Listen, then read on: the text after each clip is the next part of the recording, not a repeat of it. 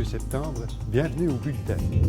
On parle de la 18e édition des Journées de la culture qui se tiendront du 26 au 28 septembre, de la campagne 100% vigilant, je porte attention aux écoliers, et de la survie du Horse Palace de Griffintown, l'une des plus anciennes écuries urbaines en Amérique du Nord.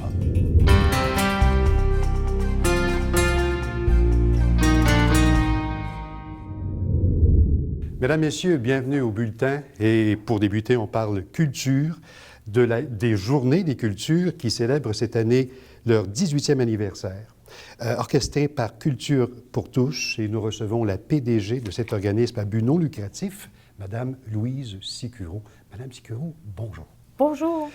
Vous en êtes à votre 18e anniversaire. C'est ça. Je regardais l'ensemble des activités. 3 jours, environ 3000 activités. Oui. C'est rendu gros. C'est rendu gros. Mais enfin, c'est le fruit du travail de tellement de gens qui décident de participer volontairement aux Journées de la culture. Et puis, chaque année, notre empattement s'élargit. Il y a des activités dans 427 villes. Donc, tranquillement, des organismes culturels, des municipalités se joignent au mouvement pour faire les Journées de la culture chaque année. 3000 activités, c'est Oui. Pas rien. Mais c'est pas rien, Gratuite. mais en même temps, gratuite. Ça, c'est un principe de base pendant les journées. Pas de barrière financière, le moins d'obstacles possible pour approcher les gens des arts de la culture de leur propre milieu. Cette année, votre thème est « On reçoit de la grande visite ». Vous. La grande visite, c'est vous, les Québécois, tout le monde. Et c'est notre thème convivial, festif, qu'on fait cette année, probablement l'an prochain aussi, pour mieux faire une autre campagne pour le 20e anniversaire des Journées de la culture dans 2 ans. Vous y pensez déjà? Déjà, ben oui, c'est ça. Le verre est à l'honneur cette année, pour quelle raison? Bien, c'est un concours de circonstances. De plus en plus d'artistes ont envie de travailler avec les matériaux recyclés. On fait beaucoup d'éducation sur l'environnement, le développement durable.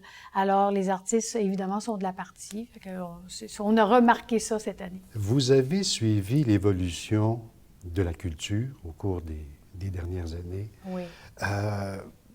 Est-ce que les gens adhèrent plus maintenant qu'avant? Je pense que oui. Je pense que oui. Pour le travail qu'on a fait depuis tellement d'années au Québec pour le développement de la culture, évidemment l'État qui met quand même l'épaule à la roue, bien sûr, c'est la base, mais bien sûr, mais les municipalités, les organismes culturels et les Journées de la culture ont eu une contribution plus sur le sens de il faut démocratiser, il faut être près des citoyens, il faut être près des gens, il faut sortir la culture, les arts des studios pour aller à la rencontre des gens. Alors ça, je pense que oui, les citoyens, je le vois moi dans ma pratique avec les maires notamment, qui s'intéressent, les maires de ville, oui. Qui s'intéressent, les maires aussi, les mères de famille veulent pour leurs enfants plus d'art et de culture parce que c'est un instrument incroyable d'émancipation. Ça fait partie de l'éducation. Pour moi, culture et éducation, c'est les 2 faces d'une même médaille. Et puis, on veut vraiment que ça se développe. Et je le sens, je le vois. Maintenant, est-ce qu'on peut dire dans une ville, on n'en fera pas de culture, ça coûte trop cher? Non. Je pense que les gens voient que c'est un investissement pour le bien-être de tout le monde. Et puis, la culture, enfin, c'est le reflet de ce que nous sommes. Alors, on ne peut pas être contre nous, donc il faut être pour la culture. On peut voter maintenant à 18 ans, donc je vote pour la culture. Oui, mais je voterai même pour 20 ans, moi, dans 2 ans. Là. Oui, on continue de voter. Vos activités ne sont pas strictement que des spectacles. Non. Vous avez de l'art, de l'artisanat, de la cuisine, des ateliers de cuisine. Vous élargissez année après année. C'est-à-dire qu'on regarde le spectre de la culture très large, c'est pas seulement les arts. La musique, le théâtre, la danse, c'est la littérature, c'est le patrimoine, c'est les gens qui maintiennent la tradition. On a les cercles des fermières cette année qui fêtent leur 100e.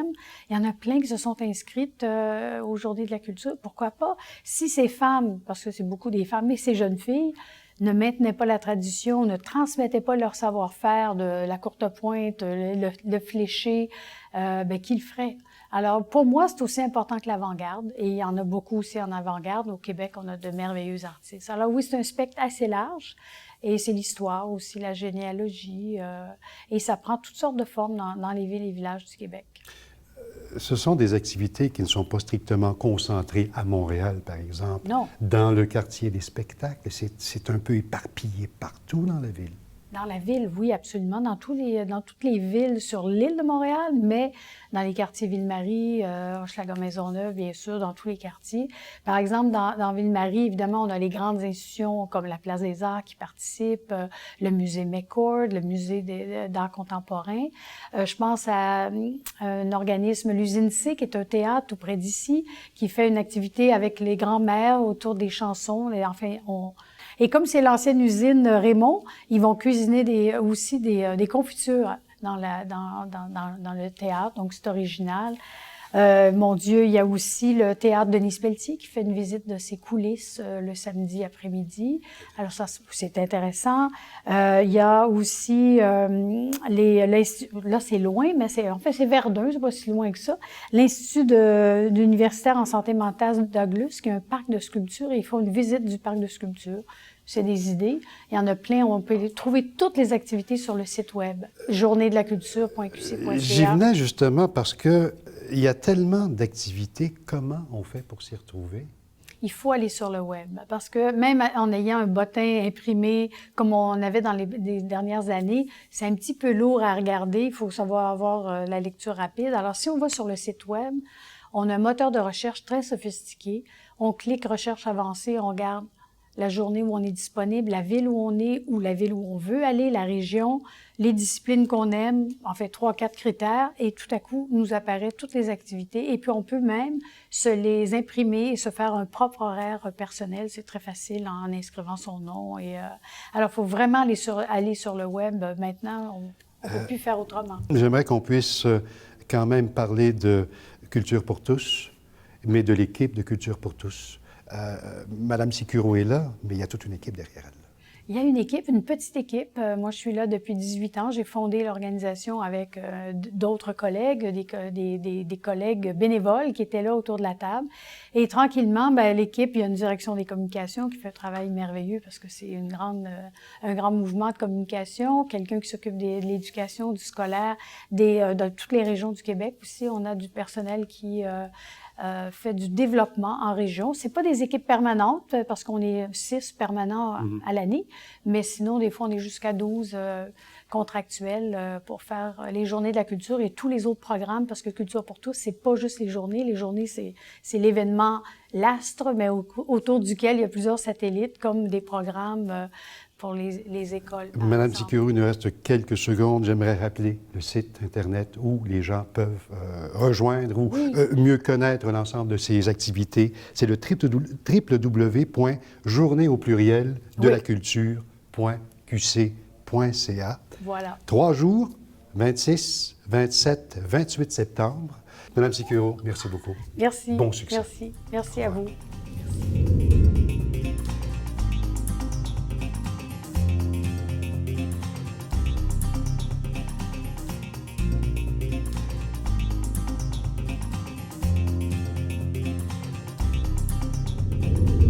Voici maintenant la revue de presse de vos hebdos de quartier. Dans le progrès Villeray Parc Extension, on nous présente Gérardo Di Feo, un sexagénaire cardiaque qui a réussi un exploit que lui-même ne pensait pas possible. Avec 4 autres cardiaques, membres comme lui du Centre épique et accompagné d'un médecin, le résident de Villeray a escaladé le mont Washington, le plus haut sommet du nord-est des États-Unis.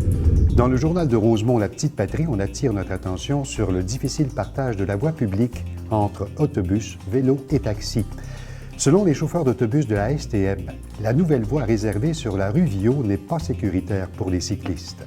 La voie partagée par les autobus, les taxis et les vélos entre le boulevard Rosemont et l'avenue Pierre de Coubertin mesure 4,5 mètres de largeur. C'est 1 mètre de plus qu'une voie réservée habituellement aux autobus et aux taxis. De son côté, la PDG de Vélo Québec souhaite l'élargissement de toutes les voies réservées à Montréal. Dans Nouvelle-Hochelaga-Maisonneuve, après plusieurs années d'incertitude, l'avenir de la caserne Les Tourneux semble se préciser. Le bâtiment patrimonial du 4300 rue Notre-Dame-Est aura désormais une nouvelle vocation et deviendra le Centre national d'entraînement de l'Impact de Montréal. La caserne va abriter l'Académie de l'Impact ainsi que l'équipe professionnelle FC Montréal. Les terrains du parc champêtre seront aussi réaménagés. On construira 4 surfaces pour le soccer, 2 en gazon naturel et 2 synthétiques. Dans l'avenir de l'Est, Marie-Douce Bélanger, une résidente de Pointe-aux-Trembles, a lancé un mouvement dans le but d'amasser des fonds pour nourrir les animaux des gens défavorisés. Son mouvement a pour objectif d'amasser de la nourriture pour venir en aide aux chats et aux chiens des personnes sans abri ou à faible revenu de Montréal. La dame a fait des démarches pour devenir un organisme sans but lucratif. Présentement, elle est en attente d'une décision de la part de l'Agence du revenu du Canada pour qu'on l'autorise à créer un organisme. Dans le Messager Verdun, on souligne que le 2 novembre prochain, la population du territoire de la commission scolaire Marguerite Bourgeois est invitée à exercer son choix démocratique en élisant leur prochain conseil des commissaires. Dans la première semaine d'octobre, les électeurs et les électrices recevront par la poste l'avis d'inscription sur la liste électorale. Le vote par anticipation se tiendra le 26 octobre et l'élection générale le 2 novembre. Et finalement, dans le journal Le Plateau, on peut lire que le Plateau aura le plus gros poste de police de quartier. Les policiers des postes 37 et 38 seront réunis sous un même toit, ce qui en fera le plus gros du genre avec 154 agents. Cette fusion a été accueillie favorablement par le maire de l'arrondissement, Luc Ferrandez. Ce dernier a souligné que le fait d'avoir un seul intermédiaire facilitera les interventions sur le territoire. Cette saison, pour mieux cerner les préoccupations des citoyens des différents arrondissements de Montréal, on a pensé s'adresser à ceux et à celles qui recueillent l'information sur le terrain. Et aujourd'hui, on reçoit Jean-François Lacerte. Il est rédacteur en chef du Journal de Saint-Michel. Jean-François Lacerte, bonjour. Bonjour, M. Pelletier. Les gros dossiers. Toujours des gros dossiers, un petit quartier, des gros dossiers. On a eu pendant plusieurs années le dossier qui était l'imposition que la Ville de Montréal voulait mettre une usine de compostage de plusieurs dizaines de milliers de tonnes de compost qui devait être fait dans ce qui s'appelait jadis la carrière Miron. Il va y avoir un parc urbain qui va être construit là, le deuxième plus grand parc à Montréal. Mais une bonne partie, la plupart des élus municipaux voulaient se départir de ce projet-là et l'envoyer là, dans ce parc-là. Et les citoyens de Saint-Michel et les gens voisins d'Annecy, Cartierville, se sont mobilisés contre. Et maintenant, ce projet-là a été délocalisé sur le bord de l'autoroute. Sinon, en ce moment, au niveau scolaire, une des grandes problématiques du quartier Saint-Michel dans les écoles, dans une école secondaire en particulier, c'est le problème de décrochage. L'intégration des immigrants à Montréal fait partie des beautés du quartier, mais également des problématiques que ça peut apporter. Il y a aussi dans une des écoles secondaires, et en fait, il y a deux grandes écoles secondaires francophones à Saint-Michel. Il y en a une qui a ce problème de décrochage scolaire, l'autre un peu moins, et c'est aussi dans cette école-là où il y a une école, un programme en arts-études où il se forment plusieurs centaines de musiciens classiques. Depuis plusieurs années, on leur promet d'avoir une salle de concert. Et à chaque fois, il arrive toujours quelque chose qui fait en sorte que cette salle de concert-là ne voit jamais le jour. Et là, maintenant, on n'arrête pas de dire qu'il y aura plus de petit déjeuner, il y aura plus d'aide aux devoirs. Alors évidemment, les gens, nous dans Saint-Michel, on se pose la question, mais qu'est-ce qui va arriver avec ce projet-là? C'est un des grands chevals de bataille que le journal a l'intention de pousser.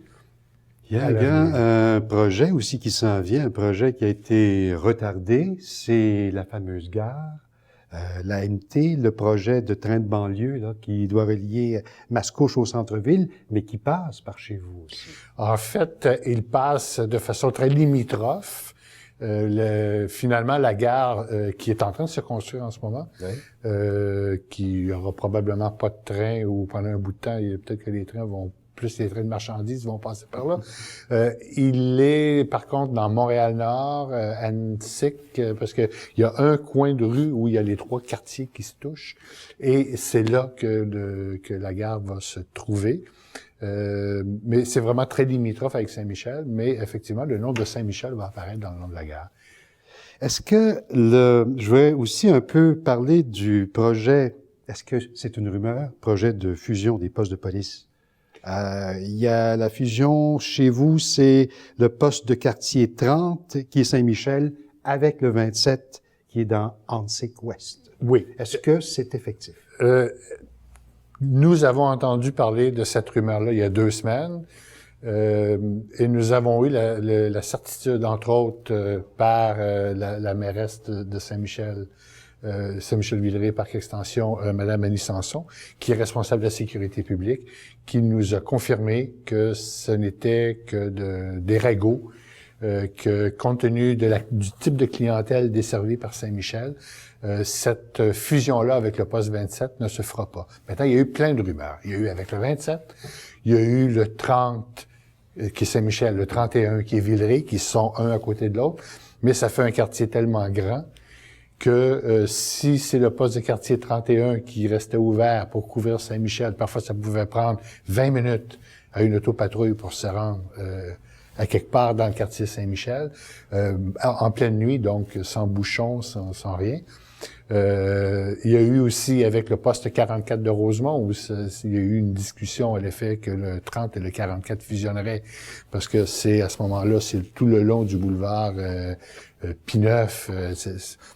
Géographiquement, ce serait peut-être le plus facile parce que le poste de quartier 27, il y a le chemin de fer qui sépare les 2 quartiers qui fait qu'il n'y a à peu près que 3 ou 4 entrées possibles entre les 2 quartiers, alors qu'aller à Rosemont, il y a à peu près 20 rues qui se touchent entre Saint-Michel et Rosemont. Mais nous avons eu confirmation que jamais en ce moment ce genre de conversation-là et de décision-là était sur la table. Et nous avons eu confirmation par le commandant du poste 30 à l'effet que quand il y a des fusions, c'est toujours annoncé à l'avance et on implique les citoyens, on l'explique aux citoyens. Jean-François Lacerte, rédacteur en chef du Journal de Saint-Michel, merci beaucoup de votre présence. Bon succès à votre journal. Merci. Il y a 23 ans, le 15 septembre 1991, CPRail annonçait la fermeture des usines Angus dans l'est de Montréal pour le début de 1992. 900 personnes allaient perdre leur emploi. Les ateliers Angus ont ouvert leurs portes en 1902, baptisés en l'honneur d'un des fondateurs de la compagnie, Richard Blackwood Angus, et formaient autrefois le principal complexe industriel d'entretien de trains de locomotives du Canadien Pacifique. Pendant la Deuxième Guerre mondiale, l'installation employait plus de 12 000 personnes. À partir de 1970, le Canadien Pacifique a réduit progressivement son activité dans les ateliers Angus. Au début des années 1980, le quartier environnant était pauvre et surtout de classe ouvrière. Le comité de logement Rosemont, regroupant divers organismes communautaires locaux, a saisi l'occasion de ramener sur le tapis les demandes de logements sociaux que les groupes locaux avaient soutenus pendant plusieurs années. De 1984 à 1994, plus de 2500 logements ont été construits, dont 60 % ont été vendus dans le marché privé et 40 % ont été réservés aux coopératives d'habitation, aux organismes de logement sans but lucratif et du secteur public. En avril 1994, la Corporation de développement économique et communautaire Rosemont-Petite-Patrie est mandatée par sa communauté afin de maintenir une vocation industrielle sur le site Angus, ce qui amènera la création du Technopôle Angus. Une partie du Loco-Shop a été aménagée en maille industrielle, accueillant des entreprises, tandis que l'autre moitié du bâtiment s'est transformée en supermarché. Témoins de ce passé industriel riche et glorieux, les anciennes shops Angus constituent aujourd'hui un des pôles les plus actifs de l'arrondissement. Radio Ville-Marie est une radio présente dans nos foyers depuis presque 20 ans, dans le paysage médiatique québécois. Et il y a du nouveau pour en parler. Je reçois sa directrice des programmes, Mme Claudette Lambert. Mme Lambert, bonjour. Ça me fait plaisir. Merci beaucoup d'avoir répondu à notre invitation. Depuis le 8 septembre, Radio Ville-Marie a une nouvelle identité. On parle maintenant de Radio VM. Pourquoi avoir changé d'identité? Parce que quand les fondateurs ont créé Radio Ville-Marie, je pense qu'ils n'avaient pas imaginé que le réseau s'étendrait aussi rapidement et aussi grandement, si je puis dire. Alors, Radio Ville-Marie, c'est joli comme nom, mais c'est Montréal. C'est très montréalais. Alors, maintenant que nous avons 6 antennes émettrices partout au Québec, alors c'est important qu'on soit inclusif et que ces gens-là puissent se retrouver. Et puis, depuis longtemps, notre courriel, c'était Radio-VM. Notre site Internet, c'était Radio-VM. Et même dans le langage quotidien, nous parlions souvent de Radio-VM pour aller un peu plus vite. Alors donc, on n'a pas vraiment l'impression d'avoir changé d'identité. On a peut-être changé un peu de foulard, un peu de vêtements, mais finalement, on reste les mêmes. Je vais aborder un aspect de Radio-VM, parce qu'on maintenant, on va l'appeler Radio-VM. On va se tromper encore, hein? Oh, probablement. On va se tromper encore. Mais pendant bon nombre d'années, on a associé la radio Ville-Marie, Radio-VM, à une radio plus à connotation religieuse. Ce que c'est toujours. C'est toujours le cas. C'était la volonté de nos créateurs et c'est le mandat que nous avons reçu du CRTC. Mais, vous et moi, on naît, on vit, on meurt. On passe notre temps à se demander pourquoi on vit, où est-ce qu'on s'en va, à quoi ça rime tout ça. On cherche le sens de notre vie et tous les gens autour de nous cherchent le sens de leur vie. Il y en a qui trouvent des réponses dans les religions, les diverses religions. Il y en a qui trouvent leurs réponses dans la morale, dans l'éthique, d'autres dans l'engagement social, d'autres encore dans la création. Les poètes, les artistes, les écrivains, les musiciens trouvent dans leur création le sens de leur vie. Alors, on n'est pas séparés à l'intérieur de soi, on est un, on fait un, et on ne fait pas que prier tout le temps. On réfléchit, on analyse, on comprend, on décode, on se bat, on lutte, puis on rêve. Alors, tout ça, ça fait partie de la personne. Donc, nous sommes religieux, mais de temps en temps, les religieux aiment bien réfléchir, aiment bien analyser, aiment bien penser, aiment bien rêver, aiment bien écouter de la musique. Mais... On est tout ça. Et parlons maintenant de votre programmation. Ben, notre programmation... Soixantaine d'animateurs. Oh oui, oui, oui. Soixantaine de personnes chevronnées. Des noms, Pierre Maisonneuve, Gilles Archambault, Marie-André Lamontagne, des gens passent. Oui, Claudine Bertrand, Arlette Cousture qui se joint à nous, Serge Plaisance et plusieurs autres. Notre programmation, je dirais qu'elle reflète toutes ces préoccupations. Qu'est-ce qui sera différent, qu'est-ce qui est différent dans la programmation de Radio-VM? C'est que au lieu de, on ne parle pas juste du dernier film à l'affiche ou du dernier best-seller ou de la dernière pièce de théâtre, mais on prend le temps de se demander qu'est-ce que ce film-là nous dit de nous, comment il nous interpelle, comment ce livre, ce roman d'un auteur peut nous interpeller comme individu et comme société. Donc, on prend le temps non seulement de l'analyser, mais de voir qui on est à travers cette création. Et puis, on offre des émissions religieuses, non seulement de ressourcement, de spiritualité, mais aussi de questionnement. De temps en temps, il y en a qui ont le goût de dire « oui, mais quand les religions abordent les questions de l'euthanasie, par exemple, les soins en fin de vie, l'avortement, en fait, toutes les grandes questions de l'heure, on accepte d'en parler à Radio-VM. Alors voilà, notre programmation reflète toutes ces préoccupations de la personne dans ses valeurs fondamentales. C'est un beau métier, admettez, là. Oui, absolument. Je peux en témoigner. Oui. Le temps de prendre le temps de la réflexion. Oui.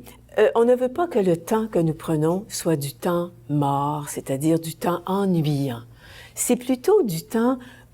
Je dis souvent que les radios, les télés nous offrent maintenant du prêt-à-penser. Tout le monde fait des petits clips pour donner juste 1 minute ou 2 minutes d'un événement ou d'une analyse, tandis que nous, on essaie de voir les tenants et les aboutissants d'une situation. Donc, on essaie d'offrir aux auditeurs des outils pour qu'ils puissent se faire une idée, qu'ils puissent comprendre, analyser, voir comment les choses s'organisent. Parlez-nous un peu de cette programmation de façon plus particulière, vos émissions phares. Bon, j'hésite toujours. Je suis un peu comme une mère qui aurait 75 enfants. Une mère, ça aime tous ses enfants. Il y en a qui sont plus vieux, plus jeunes, plus talentueux dans le sport, d'autres plus talentueux en musique. Ben moi, mes animateurs, ils ont tous du talent, mais chacun dans leur domaine. C'est sûr que Pierre Maisonneuve, avec le vécu qu'il a, Pierre Maisonneuve, c'est un nom, il a une crédibilité, il porte derrière lui une conscience journalistique indéniable. C'est certain qu'un gars comme Marcel Leboeuf, qui est connu, qui est drôle, qui est un gars intelligent, c'est certain que ce que Marcel apporte, ça a du poids dans notre station. Mais je dis à tous mes animateurs, vous êtes tous des vedettes, chacun dans votre station. On a besoin de vous tous pour cette mosaïque qu'est Radio VM. Vous avez recruté Mme Harel aussi? Oui. Madame Harel a toujours aimé notre station. Elle est venue souvent comme invitée. Elle a été porte-parole dans certains de nos radiodons. Madame Harel était très près des valeurs que nous défendons. Alors, c'était normal qu'elle se joigne à nous et on est très heureux de la voir. Ça se poursuit parce Bien que sûr. c'est bien amorcé. Quelles sont les nouveautés? Les nouveautés, mon Dieu, les nouveautés. D'abord en musique, on a de nouveaux animateurs en musique. On a une émission qui me tient à cœur qui s'appelle Mémoire. Mémoire, il y a dans notre société des gens qui ont un certain âge, genre 70, 75, 80 ans, 85 ans, qui étaient là quand nous n'y étions pas, qui ont été des artisans de notre société, qui ont été présents, que ce soit dans le domaine politique, social, culturel, journalistique, littéraire, peu importe le domaine, mais qui étaient là quand des décisions se sont prises et qui sont en mesure de nous raconter comment ça s'est passé. Alors, c'est une information de première main. Et j'ai plusieurs animateurs qui vont faire cette émission-là. Gilles Archambault a commencé cette semaine. Il y aura Normand Cazelet, chroniqueur en tourisme, très, très, très connu. Pierre Maisonneuve va en faire. Michel Rioux, syndicaliste, va nous faire des émissions. Marie-André Lamontagne va nous en faire. Une brochette d'animateurs qui vont aller chercher cette mémoire des gens qui ont un certain âge. Ça, c'est ma nouveauté la plus importante pour moi. 91,3 FM. Oui. C'est pour la région de Montréal. Oui. Vous nous parliez d'un réseau parce qu'il y a Sherbrooke, Trois-Rivières, Victoriaville, Rimouski, Ottawa, Gatineau. Véritable réseau. Absolument. Est-ce que cette programmation est diffusée à partir? Oui, elle est la même, elle sur est la même, l'ensemble de du ce réseau. Mais les régions nous offrent des émissions. Rimouski nous offre une émission chaque jour avec André Daris depuis 15 ans. 18 ans, je pense, une émission de chansons. Une émission littéraire aussi. Sherbrooke nous offre des émissions. Trois-Rivières, Ottawa, Gatineau également. Chaque région participe à la maison mère, en quelque sorte. Madame Claudette Lambert, je vous souhaite bon succès pour Radio VM. Merci. Merci d'avoir répondu à notre invitation. C'était un plaisir. Puis bonne chance à vous dans vos nouveaux locaux. Merci.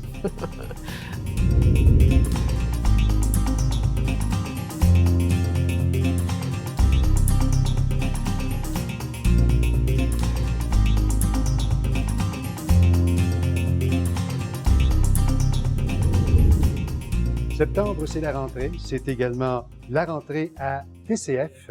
Et pour nous en parler, on a Louis-Martin McArdle, superviseur programmation et communication à TCF.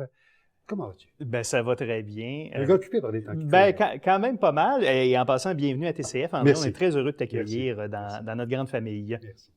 Nouveauté, nouvelle grille horaire.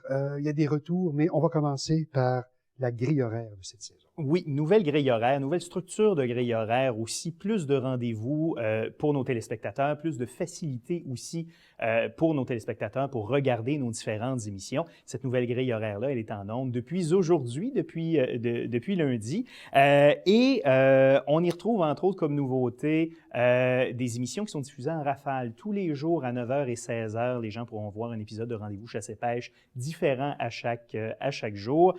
C'est un gros succès sur nos ondes, donc on est très heureux de mettre en ondes. Je peux témoigner que l'équipe travaille fort. Toute l'équipe travaille fort à cette émission. À cette émission-là. Et aux autres émissions Parce que c'est une surprise. On y viendra peut-être un peu plus tard, ou on peut peut-être y aller tout de suite si tu le veux. Rendez-vous Chasse et Pêche, qui était une production auparavant faite dans la région de Québec et dorénavant faite par l'équipe de TCF ici, justement sur ce même plateau-là que tu partages avec les gens de Rendez-vous Chasse et Pêche. On en est très fiers. Un peu moins de boulot, cependant. Mais Il y a un peu moins de boulot, c'est un peu moins de canards en bois rond, c'est un peu plus urbain. Mais on est très heureux de pouvoir faire profiter justement nos téléspectateurs, nos nouveaux espaces, nos nouveaux studios. Mais Oui, ben j'allais juste dire, rendez-vous Chasse-et-Pêche, donc dès ce jeudi, dans 3 jours, première de la nouvelle saison, nouvelle formule, nouvel animateur, Sylvain Lessard, un passionné de chasse et de pêche qui anime des émissions, qui a animé des émissions sur des chaînes concurrentes pendant plusieurs années. On est très heureux de l'accueillir, lui aussi, à TCF. Donc, nouvelle formule, nouveau décor, nouvelle chronique, nouveau segment à ne pas manquer dès ce jeudi. Remarquez, hein, un débit assez rapide parce qu'il y a énormément de choses à nous Il y dire. a beaucoup de choses. En effet. Nouvelle grille horaire, est-ce qu'il y a encore quelque chose à dire sur la nouvelle grille? Ben, il y a plusieurs nouveautés dans cette grille horaire-là. On peut y venir d'ailleurs. Entre autres, Atelier Z, une nouvelle série, on en est très fiers, animée par 4 jeunes nouvelles animatrices qu'on n'a pas vues à la télévision depuis, des animatrices aussi issues de la diversité montréalaise et québécoise, de toutes sortes d'origines. Et c'est un talk show où on reçoit des invités connus, des fois moins connus, et on débat avec eux de différents sujets de société. Par exemple, la présence des immigrants à la télévision, le parcours des femmes en humour, les femmes en affaires. Donc, un talk show qui se veut à la fois féministe, mais accessible pour les hommes, ouvert sur la diversité, avec toutes sortes de chroniques. Vraiment, à ne pas manquer, ça commence sur nos ondes le 3 octobre. J'ai bien entendu le mot, là. Talk show. Talk show, un talk show. À TCF. À TCF. C'est à ne pas manquer. On est très heureux avec un super décor. Vous verrez ça dès le 3 octobre. Il y a Chasse et Pêche, on a parlé d'Atelier Z. Oui. Y a-t-il d'autres nouveautés aussi? D'autres nouveautés qui s'en viennent dans le temps des fêtes, entre autres. Toute une série de conférences qui seront diffusées entre Noël et le jour de l'an.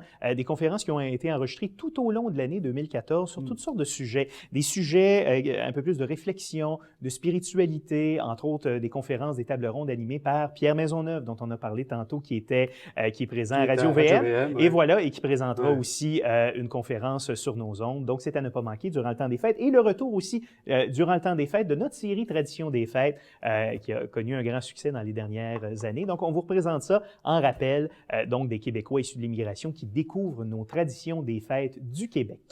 Des émissions comme Empreinte, par exemple, ça revient aussi? Oui, Empreinte revient en janvier avec de nouvelles entrevues qui seront enregistrées au courant des prochains mois. Vous êtes ici, sa 4e année avec Claudie Marc, toujours à la barre de l'émission. Moi, je suis le petit nouveau et j'ai fait le tour sur notre site, d'ailleurs, TCF, que je vous invite à regarder. Voilà, tcftv.ca. Tout à fait.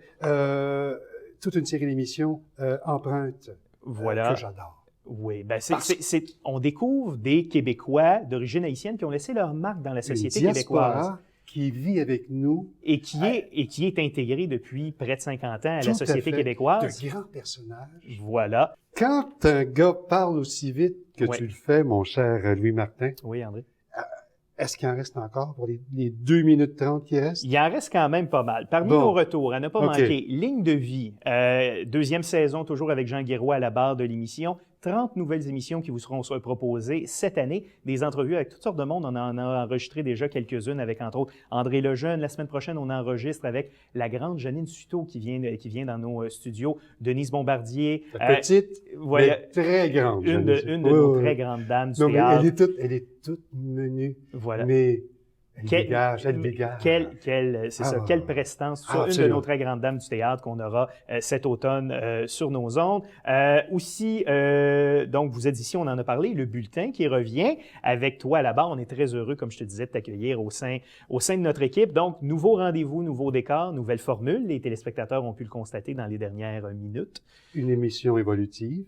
Voilà. Parce qu'on en est à la première du bulletin. Mm-hmm. Mais il y a tout un plan déjà d'établi.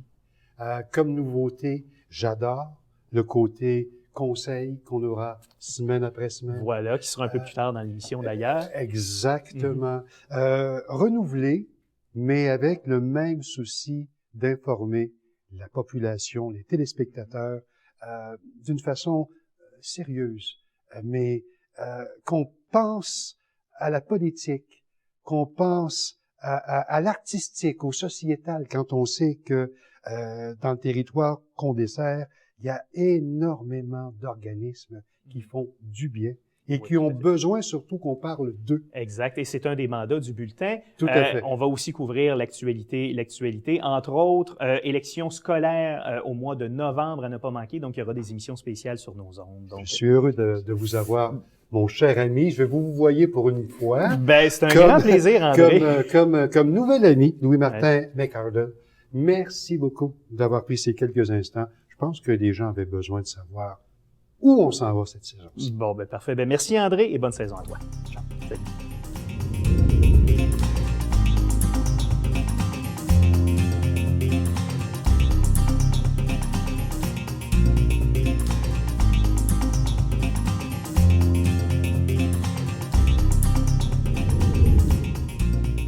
L'une des plus anciennes écuries urbaines en Amérique du Nord est en piteux état, malheureusement, et demande l'aide du public pour l'aider financièrement dans sa reconstruction.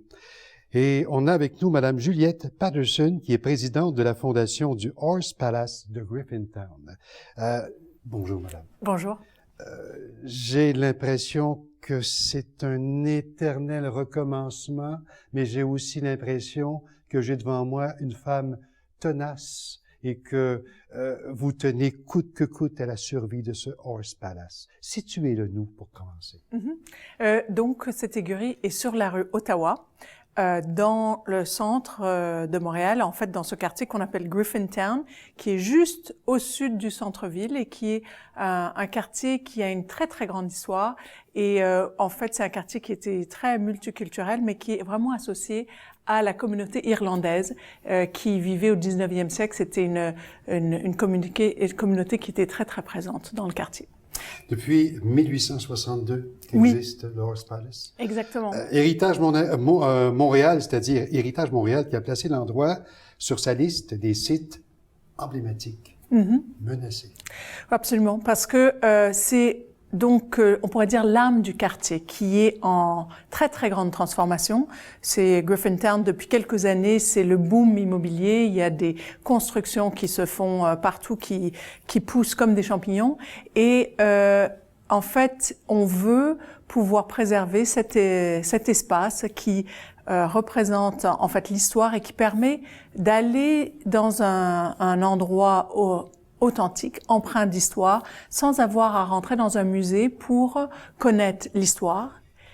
Qui utilise ces écuries présentement? Oui, ces écuries sont en fait, et en ce moment, il y a 2 chevaux qui restent.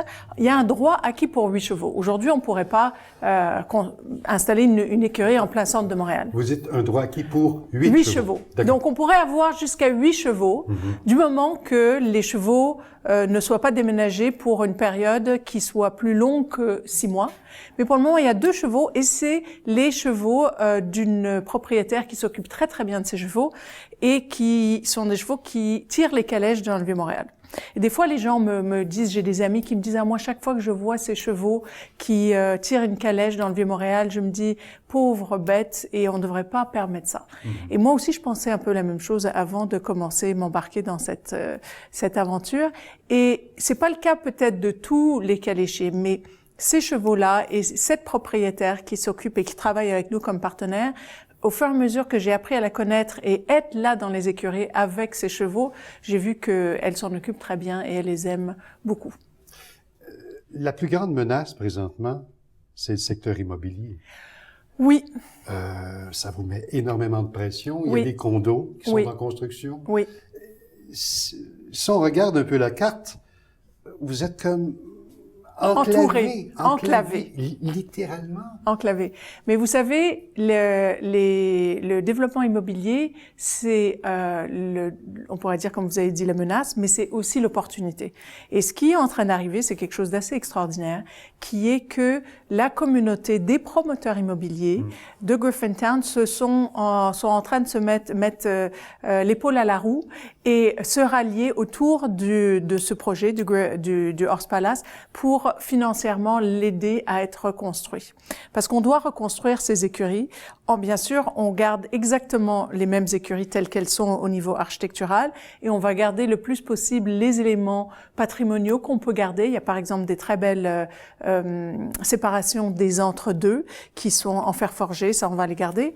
Mais ce qui est vraiment assez extraordinaire, c'est qu'on se retrouve à la fondation d'avoir un conseil d'administration où on a autour de la table des historiens, des amoureux du patrimoine et des promoteurs immobiliers. Et tout le monde est en train de travailler ensemble pour lever les fonds pour les reconstruire.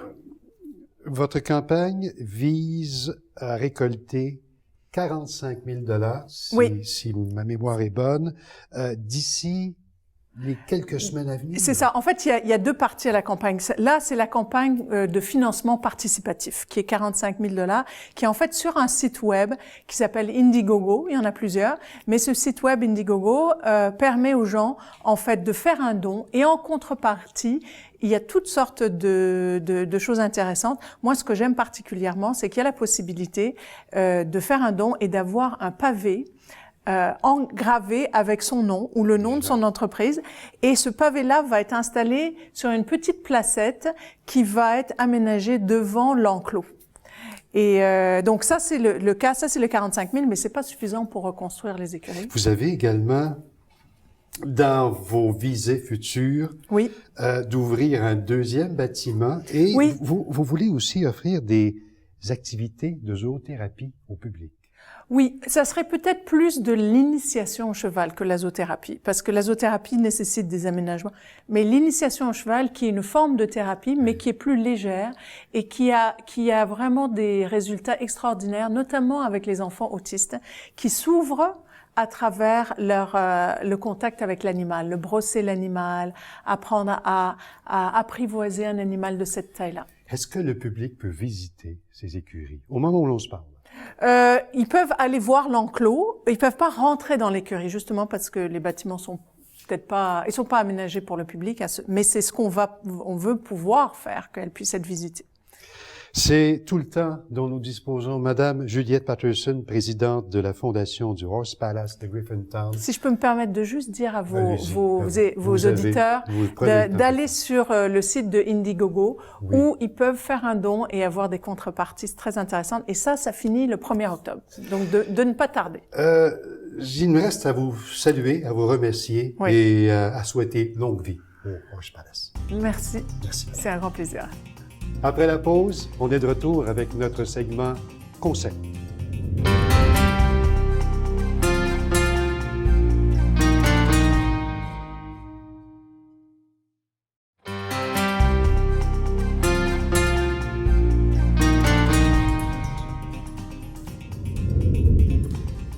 Jusqu'au 26 septembre se tient la campagne 100% vigilant. Je porte attention aux écoliers. Pour nous en parler, on a André Durocher, inspecteur à la sécurité routière au service de police de la Ville de Montréal. Monsieur Durocher, bonjour. Bonjour. Une campagne qui se termine le 26 septembre. Effectivement, qui se termine le 26 septembre, elle va quand même se poursuivre au-delà en ce sens que nos policiers seront présents toujours dans les zones scolaires. Vous savez, les enfants, c'est ce qui est le plus important pour nous. Et curieusement, et là, j'espère que ça touche pas vos téléspectateurs, mais ce sont les parents qui souvent sont le plus délinquants dans les zones scolaires. Vous savez, ça s'explique un peu par une chose très simple, c'est que les parents, vous savez, boulot, métro, dodo, ils sont pressés, vont laisser un enfant à l'école, l'autre à la garderie, et sont empressés de quitter pour aller faire d'autres choses. Donc, très souvent, malheureusement, ce sont des parents qui vont pas. Quelles sont les règles de base à suivre? Règle de base très simple. Vous savez, les enfants, souvent, vont avoir des comportements imprévus. Ils vont sortir entre deux autos. Les parents, très souvent, également, des fois, ne respecteront pas les zones de débarcadère. Donc, c'est très important de respecter ça pour s'assurer qu'il y a une visibilité optimale pour les automobilistes. Transport scolaire, Oui. à respecter absolument. Absolument. Vous êtes intransigeant. Ça, on était intransigeant pour mais je vous dirais que le transport scolaire, par contre, depuis plusieurs années, on a vu vraiment une diminution. L'année dernière, je crois, c'est une centaine de constats d'infraction qu'on a donnés, comparativement à plusieurs centaines il y a plusieurs années. Donc, les gens ont compris. Vous savez, les amendes sont très élevées. On parle de quelques centaines de dollars. On parle de 9 points d'inaptitude sur le permis qui sont... Donc, les gens respectent ça. Les infractions les plus fréquentes dans les zones scolaires vont être ne pas respecter la limite de vitesse, donc accéder 30 km/h, ne pas faire les arrêts obligatoires et ce genre d'infractions donc qui mettent en péril la sécurité de nos tout-petits. Vous êtes là pour veiller au grain. Pour veiller au grain, Il y effectivement. a toute une équipe, puis il y a des équipes scolaires, il y a les intervenants en milieu. Les brigadiers, c'est important, effectivement. Aussi. Oui, c'est important. C'est toute une équipe de gens. Il y a également les directions d'école. Vous savez ce que je vous disais tantôt concernant le comportement délinquant des parents. Probablement que les directeurs d'école pourront vous le confirmer également. Les brigadiers scolaires vont être là, ont un rôle à jouer. Et nous, dans les cas, évidemment, où les gens ne voudront pas suivre les consignes par les brigadiers, bien, ils risquent fort de nous trouver sur leur chemin. Est-ce que ça veut dire beaucoup plus, pendant cette campagne 100% vigilant, une plus grande présence policière autour des écoles, autour des parcs, autour des endroits où les petits se promènent? Oui, il y a plusieurs façons. Tout d'abord, dans le cadre de la campagne, on demande aux commandants de postes de quartier de cibler des écoles qui sont plus à problème. Mais également, les directions d'école, souvent, vont communiquer avec les postes de quartier. Les brigadiers, des fois, vont nous faire des plaintes, dire à telle intersection, j'ai toujours à peu près les mêmes personnes qui ne respectent pas les règles de sécurité routière, et à ce moment-là, on va mettre des effectifs pour s'assurer. Vous parliez de contraventions salées, si on parle des chiffres, ça veut dire combien? Si on parle des chiffres, au niveau, je ne l'ai pas en mémoire par cœur, mais c'est quelques centaines de dollars. Je crois que c'est 300 ou 600 dollars lorsqu'on... Assorti de points de démérite, bien entendu. Assorti de points d'inaptitude, qu'on appelle, effectivement. Donc, on en a, au niveau des autobus scolaires, on en a très peu, toutes choses étant comparables. Ce qu'on a énormément, comme je vous disais, ce sont les feux rouges et les arrêts obligatoires qui ne sont pas respectés. Et cette campagne se termine le 26? Le 26 septembre. Mais tout au long de l'année, il y a 100% vigilants pour nos écoliers, il y a 100% vigilants pour nos cyclistes, 100% vigilants pour nos automobilistes. En fait, 100% c'est une campagne pour la annuelle. route. En fin de compte, oui. En fin de compte, il y a quelques années, on a débuté cette campagne-là. Et la prémisse était la suivante, c'est de dire, lorsqu'on est sur la route, on doit non seulement voir ce qui est autour de nous, mais s'assurer que nous sommes vus. À une intersection, par exemple, si on voit un camion ou une auto, c'est bien de la voir, mais est-ce que le conducteur nous a vus? Et c'est ça qu'on essaie d'inculquer, en fin de compte, dans la culture. La voie publique semble très difficile à partager entre, d'une part, les cyclistes et les automobilistes. Il me semble qu'il y a un message qui ne passe pas, là. Bien, en fait, je vous dirais, souvent, la personne responsable, d'abord et avant tout, de sa sécurité sur la voie publique, on a l'occasion de la voir chaque matin dans le miroir, lorsqu'on se regarde. Ça commence par nous. Oui. Et ce qu'on dit toujours, vous savez, on a une culture de dire, « c'est pas moi, c'est l'autre, c'est l'autre. » Oui, et ça, c'est très difficile. Si chacun fait ce qu'il doit faire et se comporte de façon sécuritaire, on aurait beaucoup moins de problèmes. Malheureusement, la nature humaine étant ce qu'elle est, bien, il va toujours falloir faire des rappels. J'ai noté envers les piétons aussi. Les contraventions pleuvent de plus en plus. En fait, pleuve, c'est un bien grand mot. Je vous dirais, il y en a plus qu'il y en a eu, mais toute proportion gardée, envers les piétons et envers les cyclistes, les deux combinés, c'est moins de 7 ou 8 de tous les constats qu'on donne dans une année à Montréal. Les cyclistes représentent environ 1,8 des constats qu'on donne, et les piétons, peut-être le double. Je peux vous témoigner, j'en ai reçu une. Et quand un piéton reçoit une contravention, c'est marqué dans sa mémoire pour la vie. Parce qu'on sent plus qu'un automobiliste, parce que l'automobiliste, on dirait, s'attend pratiquement à ce que ce soit possible. Et pendant plusieurs années, malheureusement, on a négligé cet apport et on le fait maintenant. À venir? À venir, très bientôt, notre campagne éclairage actif qui va viser tout ce qui est l'éclairage sur les bicyclettes, sur les véhicules, parce que, comme vous savez, bientôt, la tombée du soir va venir beaucoup plus tôt. Donc, il va être important de s'assurer, encore une fois de plus, d'être 100% vigilant, s'assurer d'être vu. Inspecteur André Durocher, merci beaucoup de votre présence. C'est un plaisir d'être ici et je souhaite bonne route à vos téléspectateurs. La Maison des enfants de l'île de Montréal du quartier Hochelaga-Maisonneuve, qui a pour mission d'offrir aux enfants un lieu d'écoute, de soutien et de prévention, est à la recherche de bénévoles pour répondre aux lettres d'enfants de 5 à 12 ans. Il s'agit de répondre à chaque enfant par une lettre personnalisée et écrite à la main. Il faut posséder une bonne maîtrise du français écrit, une bonne écoute et une bonne dose d'amour des enfants. Une formation de 9 heures est offerte. Pour vous inscrire, contactez Estelle Rabeuf au 514-526-9128. Les résidus organiques qui proviennent de votre jardin, de votre cour ou de votre potager font l'objet d'une collecte distincte afin d'être compostés.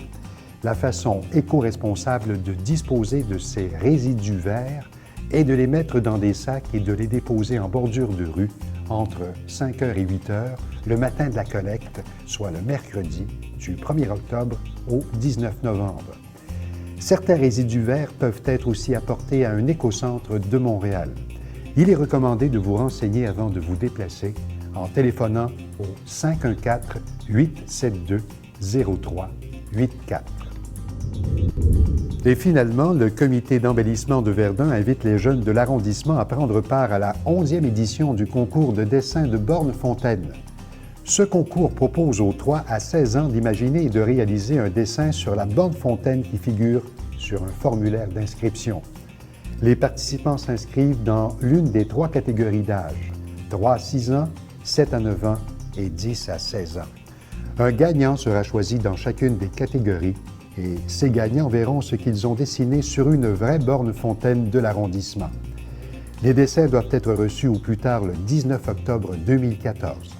Les formulaires d'inscription sont disponibles au centre communautaire Marcel Giroux et au centre Elgar. Pour plus de renseignements, vous pouvez téléphoner au 514-765-7150. Voilà qui complète cette édition du Bulletin. On se donne rendez-vous la semaine prochaine. Entre-temps, vous pouvez nous capter sur tcftv.ca, sur le réseau Facebook et Twitter. À la semaine prochaine.